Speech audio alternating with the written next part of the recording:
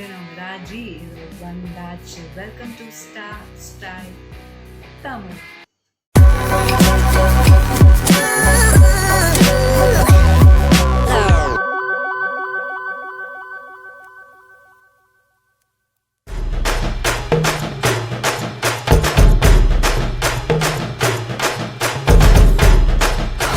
விநாயக வெற்றி விநாயக சக்தி விநாயக பேரழகா தீரா சந்தோஷமும் தித்திக்கும் வாழ்க்கையும் எத்திக்கும் தோன்றிட வேணும் ஐயா ஈசன் பெற்ற ஆசை மகனே இது இணையே இல்லா துறையே நாடு நகரம் செழிக்கும் உனை நாடி வந்தோர் வாழ்க்கையும் ஐயா கணபதி பாப்பா மோரியா.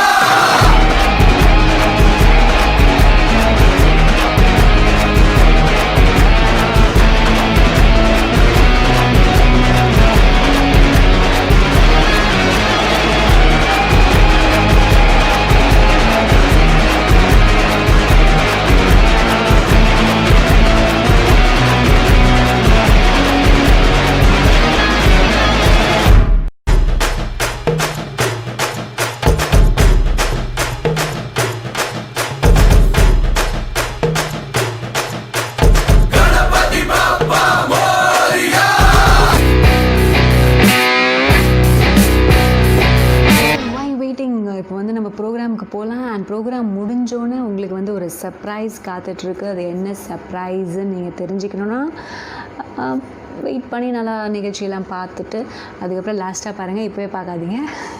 அது என்ன சர்ப்ரைஸ் அப்படின்னு நான் உங்கள்கிட்ட சொல்கிறேன். And so let's move. வணக்கம் நேர்களே.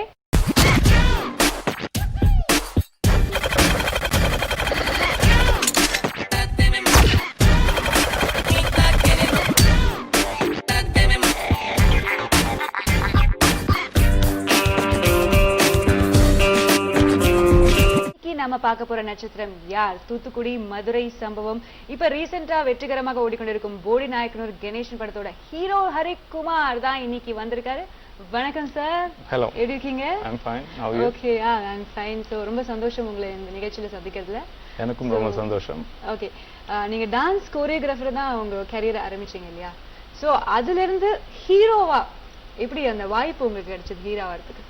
வாய்ப்பு அவ்வளோ ஈஸியாக நீங்கள் சொல்கிற மாதிரி கிடைச்சதெல்லாம் இல்லை. இன்ஃபேக்ட் அது உருவாக்கிக்கிட்டதுன்னு சொல்லலாம். ஓகே.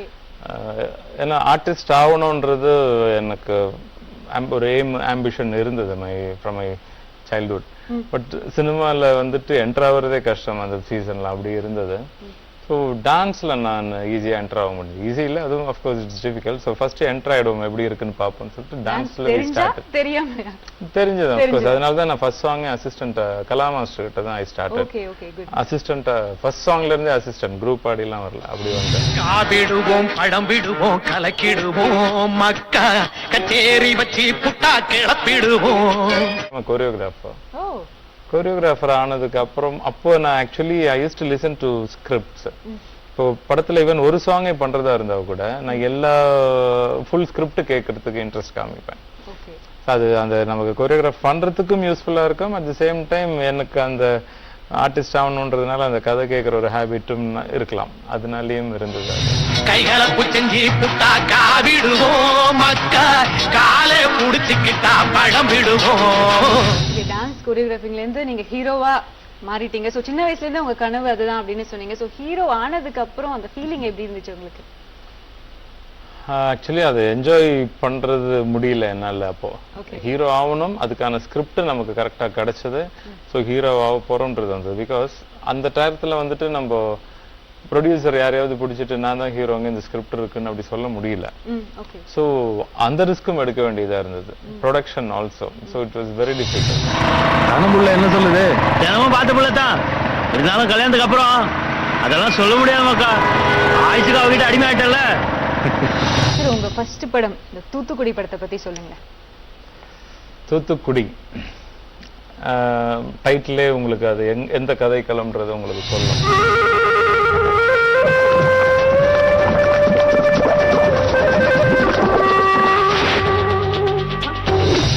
அந்த ஊர் ஆக்சுவலி அந்த உப்பளம் நிறைய இருக்கிற அந்த ஊர், அதை சார்ந்த அந்த கதை ரொம்ப நியூ ஒரு ஸ்கிரிப்ட்.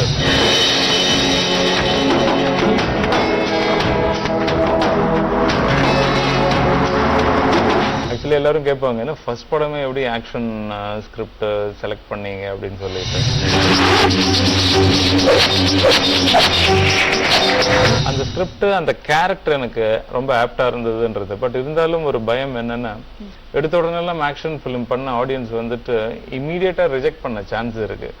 பட் அது நம்ம ஒத்துக்கணும்னா அதுக்கான கொஞ்சம் ஹோம்ஒர்க் பண்ணணும். நம்ம வந்துட்டு ஓவர் ஹீரோயிசம்ன்றதை விட நேச்சுரலா இருந்தா நல்லா இருக்கும் அப்படின்னு சொல்லிட்டு நாங்க ஃபுல் டீம் பேசணும். ஸோ அதனாலதான் பாத்தீங்கன்னா எதுவுமே ஈவன் டான்ஸ் கூட ஜாஸ்தி அது ஏதாவது 1-2 சாங் தேவையான இடத்துல தான் பண்ணியிருப்போம்.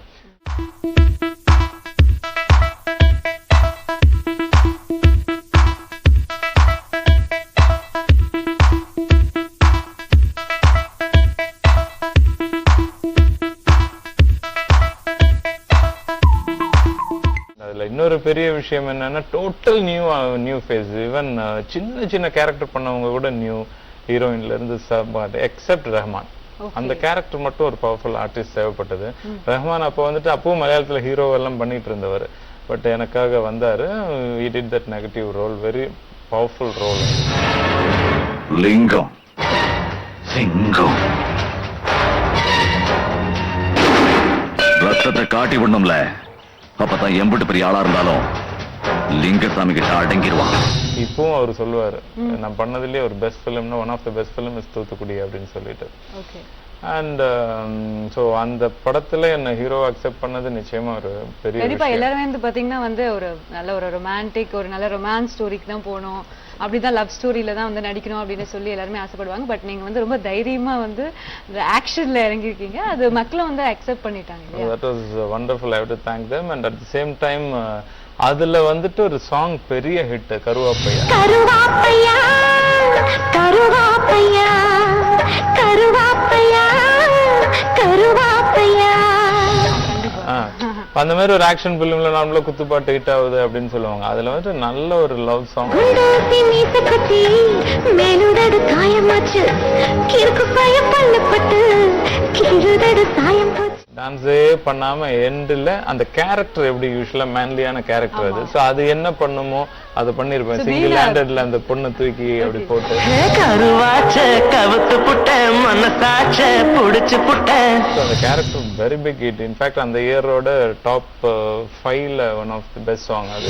கருவாப்பையா கருவாப்பையா கருவாப்பையா கருவாப்பையா தாம்பலத்தில் உதிர வச்சு விளையாடுறே நீதான் வந்து கண்டு போட்டுச்சேன்னுண்டா. இப்போ டான்ஸ் கோரியோகிராஃபரா நீங்க வந்து இருந்திருக்கீங்க, இப்போ வந்து ஹீரோவா நடிக்கும் போது இப்போ நீங்களே சொல்லிட்டீங்க நான் ஆக்ஷன் ஹீரோஸ் அந்த மேன்லி லுக்லாம் வேணும், ரொம்ப ஸ்டெப்ஸ் எல்லாம் போட மாட்டேன் அப்படின்னு சொல்லி, அது நீங்களே டிசைட் பண்ணிட்டீங்களா அந்த கேரக்டர் அப்படின்னு? நான் கேரக்டரா இருக்கணும்னு தான் நினைச்சேன். இப்ப அந்த பாட்டு வந்து கருவாப்பையா, நான் ஃபேரா ஜம்முன்னு இருந்தா எப்படி இருக்கும். ஐ டிட் பிளாக் மேக்கப் அந்த படத்துக்காக, அந்த பிளாக் மேக்கப் போட்டேன். ஸ்கின் டோன்லாம் நான் பாத்துக்கவே இல்லை, ஏன்னா ஆல்மோஸ்ட் சீ சைடு தானே தூத்துக்குடி, கம்ப்ளீட் அவ்வளோ ஹாட்டா இருக்கும். ஃபுல் ஷூட் வந்துட்டு அவுட்டோர் தான். ஸோ அந்த ரியல் லொகேஷன்ஸ் ரியல் லைஃப் இருக்கும் அந்த படம் பார்த்தீங்கன்னா, அதனால தான் அதை அக்செப்ட் பண்ணாங்க. இல்லைன்னா ஈஸியெல்லாம் கிடையாது. ஒரு பீர் வாங்கி தரீங்களா? உங்ககிட்டதான் சொல்றேன், ஒரு பீர் வாங்கி தரீங்களா? உள்ள ஒரே ஆம்பளையாளா இருக்காவ, போக கூச்சமா இருக்கு, அதான் கேட்டேன்.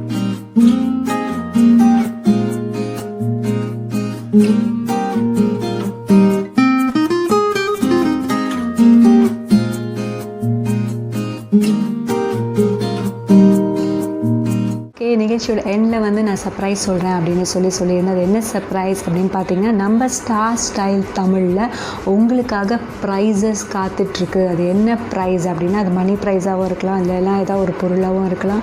ஒரு 3 நேர்களை நான் செலக்ட் பண்ணி அவங்களுக்கு வந்து நான் ப்ரைஸஸ் கொடுக்க போகிறேன். ஸோ இனிமேல் வர போகிற வீடியோஸில் அதோட டீட்டெயில்ஸை நான் சொல்வேன். என்ன கொஷின்ஸ் நீங்கள் என்ன பண்ணணும், எனக்கு எப்படி ஆன்சர் பண்ணணும், எங்கே அனுப்பணும், இந்த மாதிரி எல்லா டீட்டெயில்ஸும் நெக்ஸ்ட் எபிசோட்லேயும் சொல்லலாம், இல்லை அதுக்கடுத்த எபிசோடில் சொல்லலாம், எப்போ வேணாலும் நான் சொல்லுவேன். அது வந்து ஒரு பெரிய சர்ப்ரைஸு.